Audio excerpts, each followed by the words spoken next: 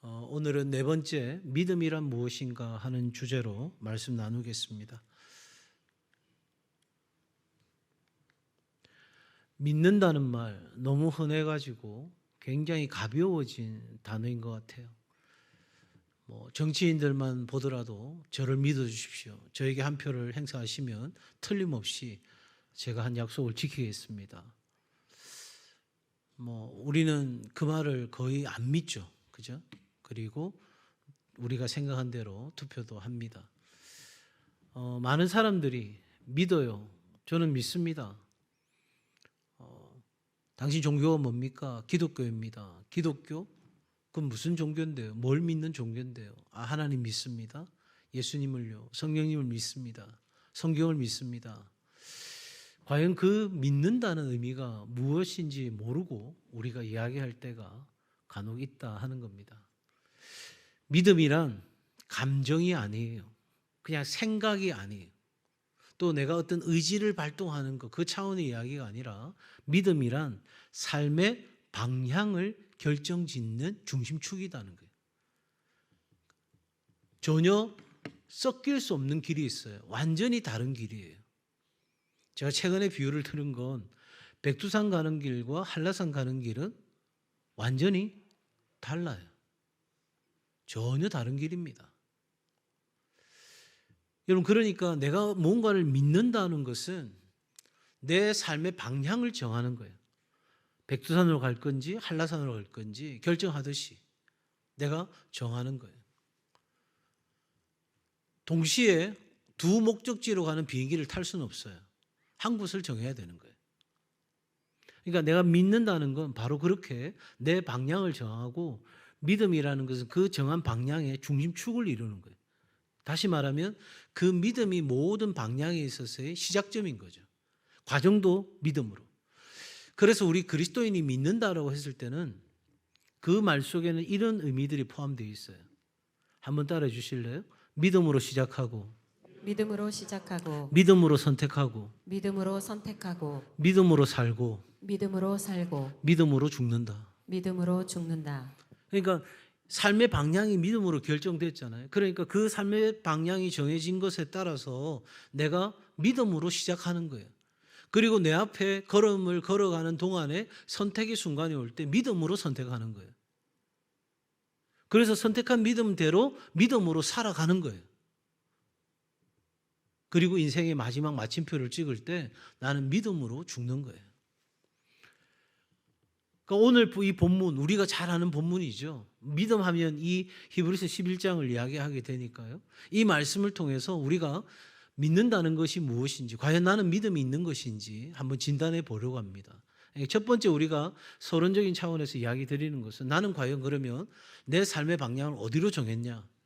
세상으로 정했냐? 아니면 하나님께로 정했는가? 안타깝게도 많은 사람들이 이 두 사이에서 양다리를 걸치고 살아가요. 양다리 걸치면 굉장히 모험을 즐길 수는 있을지 모르겠지만, 부정적인 측면에서, 그러나 굉장히 위험한 거죠. 우리는 둘 중에 하나를 선택해야 되는 거예요.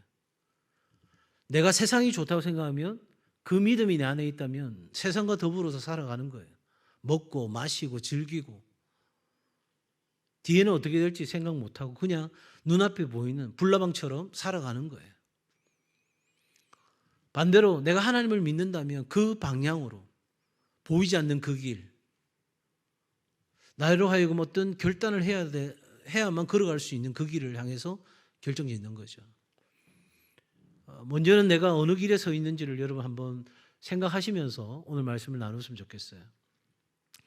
우리가 믿는다는 것은 보이지 않는 하나님의 약속을 뭐하는 것이다? 붙드는 것이다. 하나님의 약속은 어떤 보이는 것이 아니에요. 컵 보입니까? 안 보입니까? 보이죠. 이 안에 물이 있어요? 없어요? 물이 있어요? 없어요? 다시, 물이 있어요? 없어요?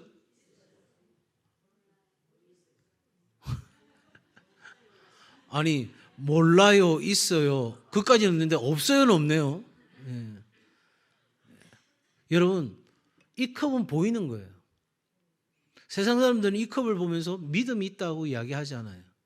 근데 이 컵 안에 물이 있다는 건 여러분 알아요, 몰라요? 정확하게 이야기하면 몰라요. 그런데 물이 있다고 믿어요.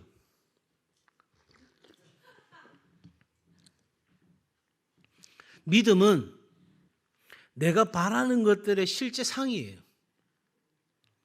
보이지 않는 거지만 그게 증거가 되는 거예요. 근데 이 안에 물이 있다고 우리는 모르는데 누가 이 안에 물이 있다고 말씀하시냐면 하나님이 이 컵 안에 물이 있다고 말씀하시는 거예요. 그런데 나는 물을 보지 못하는 상태에서 그걸 믿는 거예요. 그래서 나는 뭘 할 수 있어요? 마실 수 있어요. 야, 소연아, 굉장히 대답 잘했다.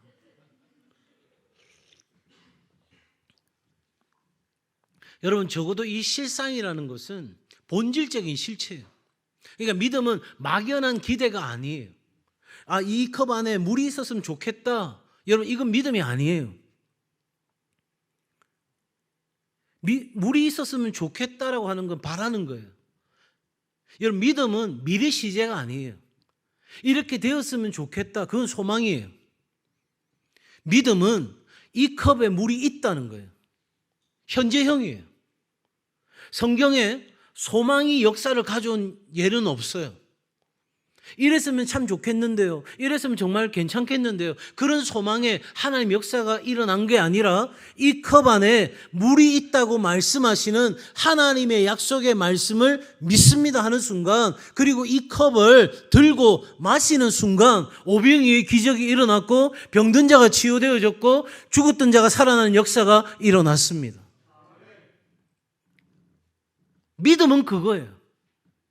내가 믿는다는 건 바로 그렇게 그냥 하나의 기대나 바람이나 내 소원을 담아내는 것이 아니고 분명한 근거. 그 분명한 근거는 뭐예요?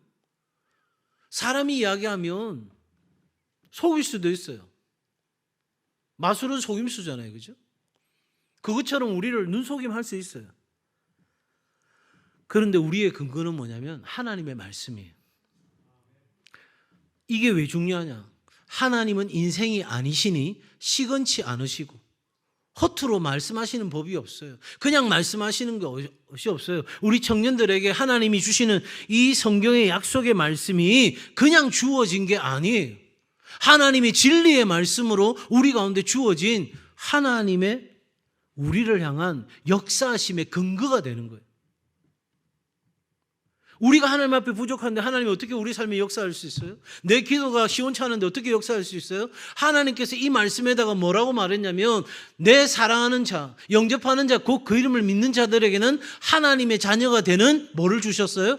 권세를 주셨어요. 예수 이름을 사용할 수 있는 법적 권리를 주셨고 그 법적 권리를 가지고 주님 앞에 나아갈 때에 내 삶의 현장에서 체험적인 역사를 할 수 있는 약속을 하나님이 주신 거예요. 그래서 나는 이 약속을 믿고 좀 뻔뻔스럽지만 내가 하나님 말씀대로 온전히 살아내지는 못했지만 그럼에도 불구하고 내게 주신 약속의 말씀을 믿고 나아가면 하나님은 그 약속의 말씀에 근거하여 우리 가운데 역사하시는 거예요.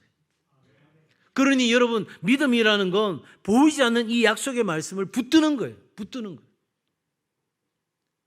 지금 주일 오전 예배 때 계속 반복되는 성경 구절을 한 곳이 있는데 어떤 청년이 위험한 상황 속에서 아무것도 보이지 않는 거예요. 그런데 엘리사가 기도하고 나니까 눈이 열려서 그 산에 불병거와 불말이 가득한 것을 보게 되거든요.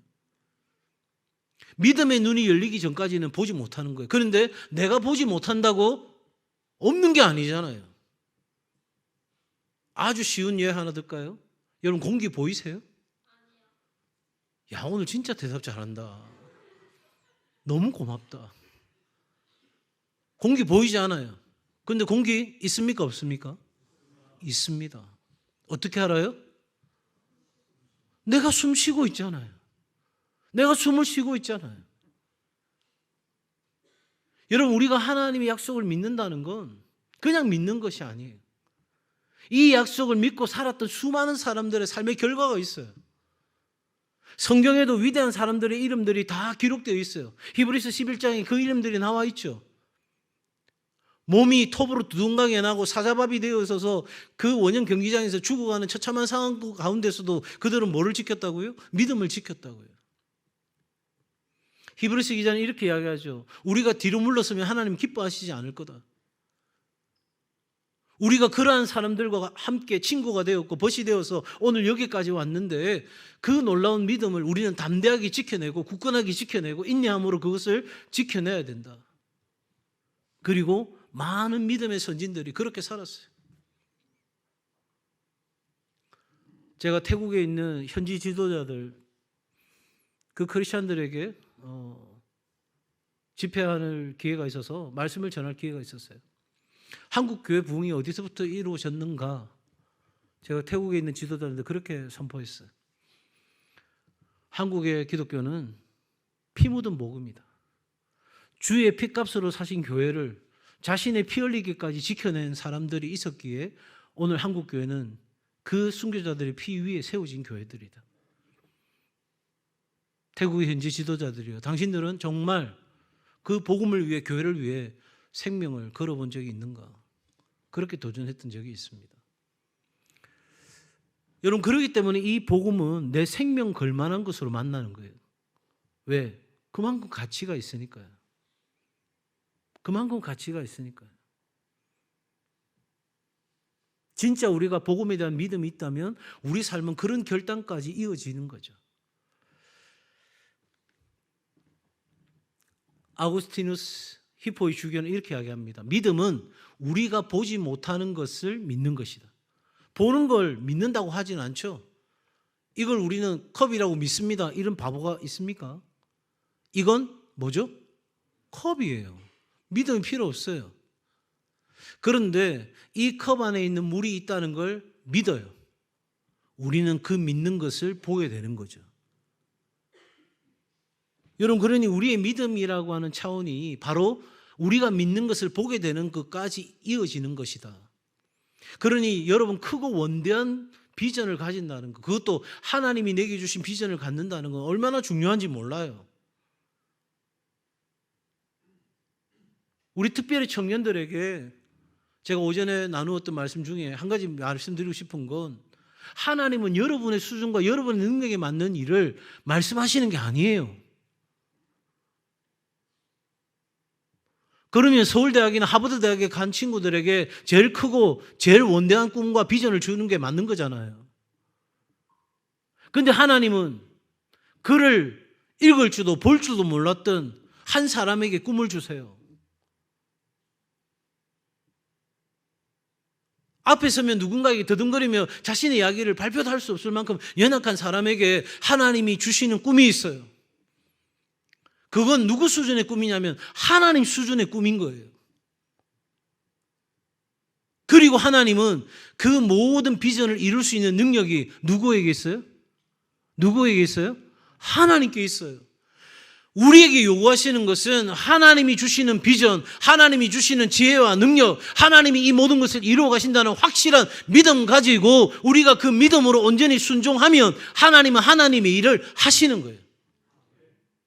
그러니 우리 청년들이 정말 간절히 제발 부탁하는 것은 여러분의 수준에 맞는 인생을 꿈꾸지 말고 진짜 하나님만이 하실 수 있는 크고 원대한 일들을 꿈꾸시기를 주의 이름으로 축복합니다.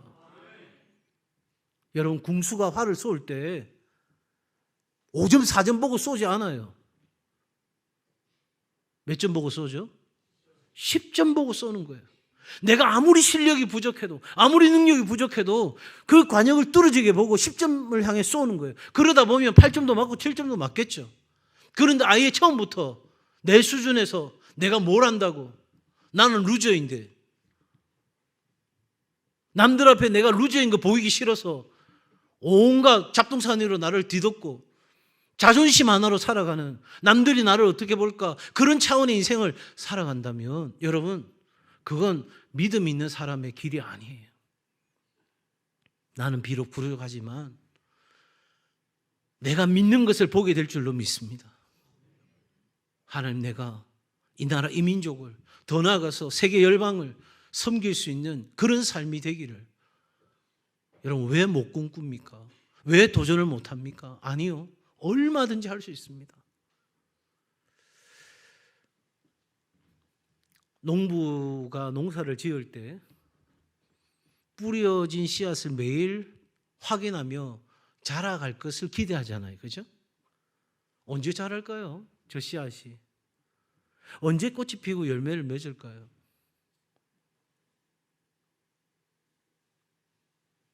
자라는 게 여러분 눈에 보입니까? 안 보입니까? 보여요. 그런데 지금 저 상태로는 보입니까? 안 보입니까? 안 보이죠. 월트 디즈니가 사망했을 때 기자들이 와서 물었습니다. 그 멋진 디즈니랜드 완성된 걸 보면서 당신 남편이 이걸 보았다면 얼마나 좋았을까요? 이야기했을 때 그 아내가 이렇게 이야기했어요. 우리 남편은 이미 보고 있었습니다. 이렇게 완성되어 있는 모습.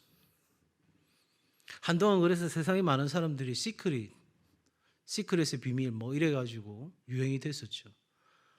내가 바라고 내가 원하는 것들을 말하고 보드에 붙여놓고 그러면 어느 날 이루어져 있는 마치 비밀과 같이 신비와 같이 내 삶에 이루어지는 걸 보게 되리라. 그건 이 진리를 카피한 거라고 저는 생각해요. 우리가 가진 진리는 뭡니까? 믿음은 바라는 것의 실상이에요. 농부는 저 씨앗을 심지만 이미 뭘 보고 있어요? 수확하고 난 뒤에 이것을 가지고 뭘 할 건지를 보고 있죠. 그걸 못 보고 심는 농부는 아무도 없어요. 그러니 적어도 여러분이 믿음이 있다면, 특히 청년의 때에 믿음을 가졌다면 여러분 이왕이면 더 큰 걸 심으세요. 더 멋진 걸 심으세요. 제 인생의 비전은 나를 만나는 모든 사람들이 하나님과 함께하는 행복한 성공, 최고의 삶을 살게 되는 것. 이것이 제 삶의 비전 선언입니다. 그래서 적어도 여러분들의 삶이 제가 말하는 것은 세상적으로 잘 나가야 된다.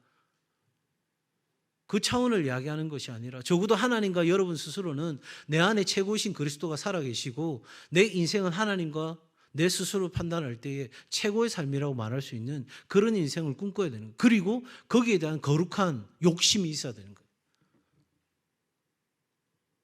세상은 자꾸 우리에게 이야기해요. 소확행, 작지만 확실한 행복. 그것도 의미 있어요. 나쁘다는 게 아니에요. 작은 일에 행복해하고 감사하는 거 좋아요. 그러나 여러분 하나님의 일은 크고 원대한 걸 꿈꿔야 되는 거예요. 하나님의 큰 그림이 있어요. 빅피처가 있어요. 그러니 지금 여러분의 삶의 자리에서, 여러분의 수준에서, 여러분의 능력에서의 삶을 꿈꾸는 게 아니라 하나님의 관점으로 믿음의 눈으로 바라보면서 방금 앞서 이야기 히포 주교가 했던 것, 믿음에 대한 상은 내가 믿음을 가져서 그 믿음이 상을 받는 믿음이 되는 가장 확실한 결과는 우리가 믿는 것을 보게 되는 것이다. 신학교 때 보면 지구본 돌리면서 하나님 이 세계를 주시옵소서 기도했던 신학생은 어느 날 세계를 품는 선교사가 되어 있습니다. 하나님의 교회를 든든히 세우려고 몸부림쳤던 사람들은 또 그 길을 걸어가고 있고요. 여러분은 어떤 꿈을 꾸고 있는지 모르겠어요. 그러나 확실한 한 가지, 믿음은 보이지 않는 하나님의 약속을 붙드는 것이다. 그러면 이렇게 물어야 되는 거죠. 하나님, 나에게 주시는 약속이 무엇입니까?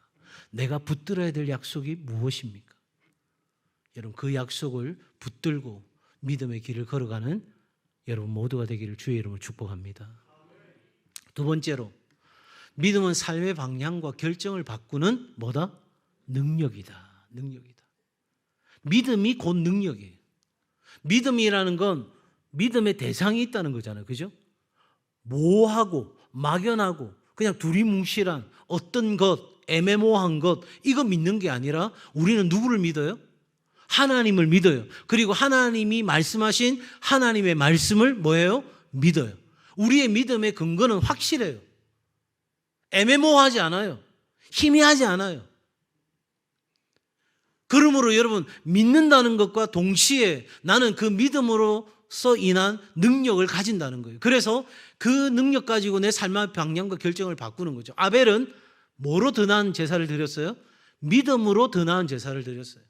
그 제물 자체가 가인보다 더 훌륭한 제물이었다, 그거 이야기하는 거 아니에요. 믿음으로 드렸다는 거예요. 믿음으로. 어떤 제사를 하나님이 기뻐하시는가를 알았고 그 제사를 아벨이 드렸어요. 에녹은요? 뭐 했다고 이야기하고 있어요? 하나님과 동행했어요. 동행. 여러분 잘 생각해 보세요. 하나님 동행하는 건 믿음의 사람들이 다 하는 거 아닙니까? 그런데 왜 에녹만 하늘나라로 죽음 없이 옮겨져 갔을까요? 여러분 그 시대는 하나님과 동행하는 시대가 아닌 거예요.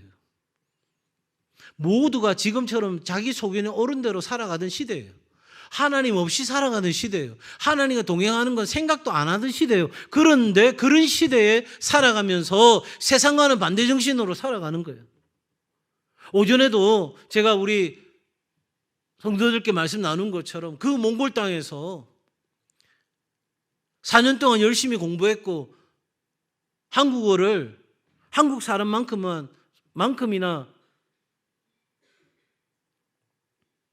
통역할 수 있는 수준에서 삶을 살면 이미 아파트 몇 채는 보유할 수 있는 그런 시간이었고 그런 능력이었어요.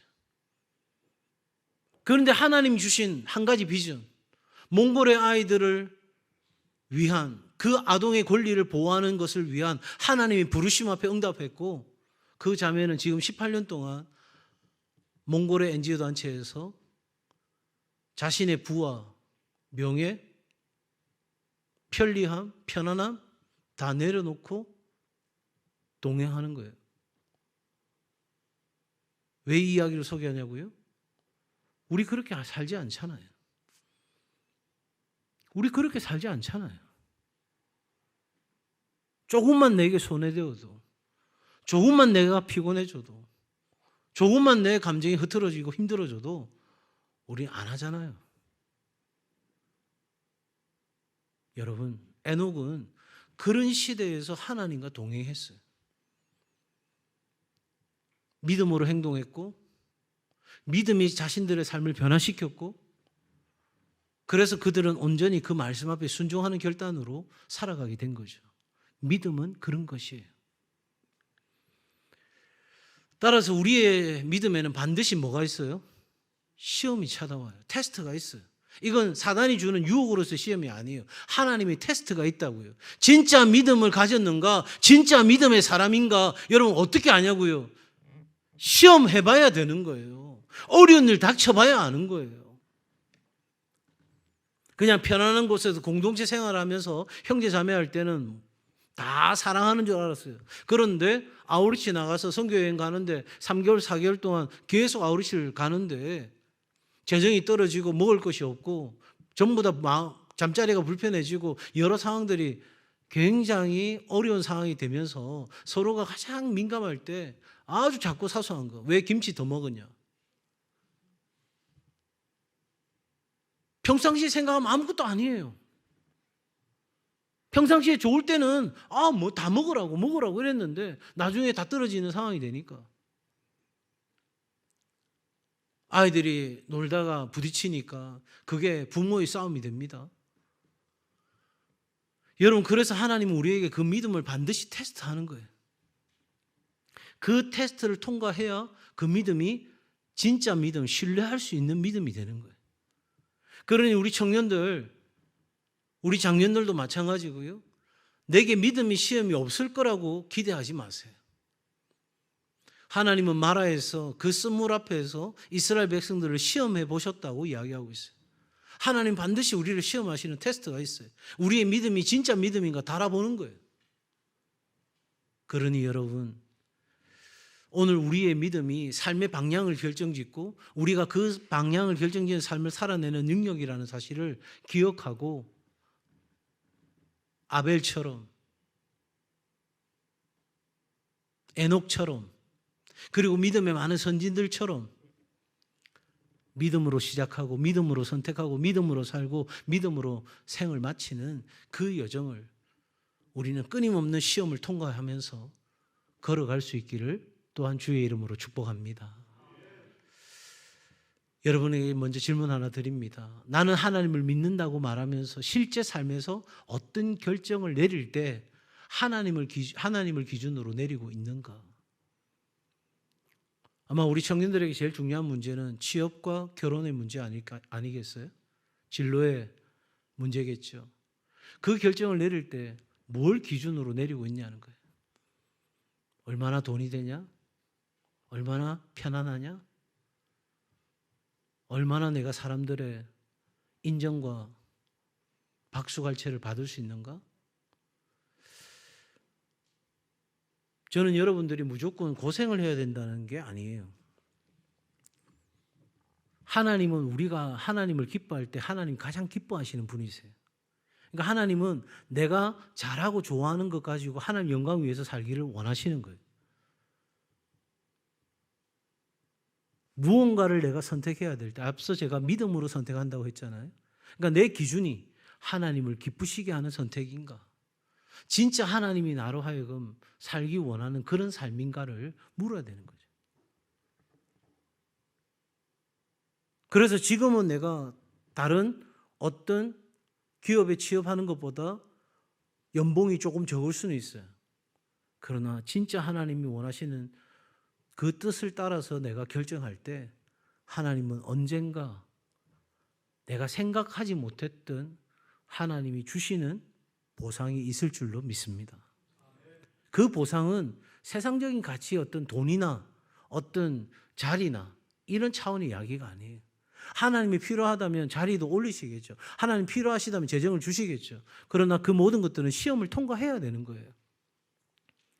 내가 물질을 줘도 그 물질을 사용할 수 있는 준비가 되어 있는지를 보시고 주셔야 그 물질이 내게 사단의 유혹으로서 시험이 안 되는 거예요. 하나님이 나를 통해서 다른 곳에 흘려보내라고 주셨는데 내가 그걸 홀라당 내 것을 알고 착각하고 먹어버리면 어떻게 되죠? 그럼 하나님의 뜻과는 상관이 없는 거예요. 하나님이 직접 주실 수도 있는데 나를 통해서 생각지 않은 것을 주시고 그래서 나를 시험하셔서 그걸 흘려보내기 원하시는데 내 안에서 그게 딱 차단이 돼버려요. 어떻게 하나님이 더 많은 걸 주실 수 있을까요? 주고 싶어도 못 주는 거예요. 그리고 결국은 그것이 내 발목을 잡죠. 나를 찌르는 송곳이 됩니다. 내가 잘못 살았구나. 내가 그렇게 살면 안 되는 거였는데. 그러므로 여러분, 나는 실제 삶에서 무엇을 기준으로 내 삶에 많은 것들을 선택하고 결정하는지를 여러분 한번 점검해 보시면 좋겠고요. 이제 마지막 결론입니다. 믿음은 누구를? 하나님을 뭐하게 한다? 기쁘시게 한다. 우리가 물질을 드리고 내가 누군가를 위해서 희생을 하고 내가 어떤 것을 봉사하고 섬긴다 할지라도 거기에 믿음이 없이는 하나님을 기쁘시게 할 수 없다. 믿음이 뭐냐? 하나님과 하나님의 말씀을 믿는 것, 하나님이 내게 상 주시는, 나에게 보상해 주시는 그런 살아계신 하나님이심을 믿는 것, 이것이 믿음이에요. 그래서 그 믿음에 내 생각, 내 감정, 내 의지가 다 동원되어져서 내 삶의 방향을 결정하고 그래서 내가 보이지 않는 것을 상으로 받는 그날까지 우리는 믿음의 경주를 달려가는데 바로 우리는 믿음으로 나아갈 때 하나님은 우리의 믿음에 뭐 하시는 분? 반응하시는 분이다.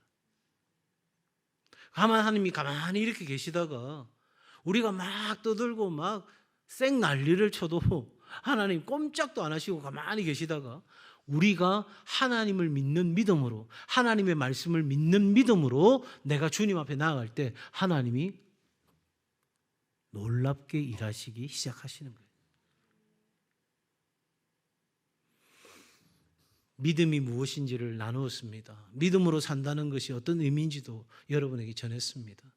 믿음으로 하나님 앞에 반응하는 법도 어떻게 살아가는 것인지 함께 했습니다. 여러분 부탁합니다. 그리고 권면합니다. 그리고 말씀으로 도전합니다. 가장 젊을 때, 가장 아름다울 때, 가장 여러분의 인생에 빛나는 이 젊음의 때에 믿음으로 살아내는 귀한 청년들 되기를 주의 이름으로 축복합니다. 그런 청년들에게 하나님의 동행하심과 하나님의 일하심과 하나님의 상이 있을 줄로 믿습니다.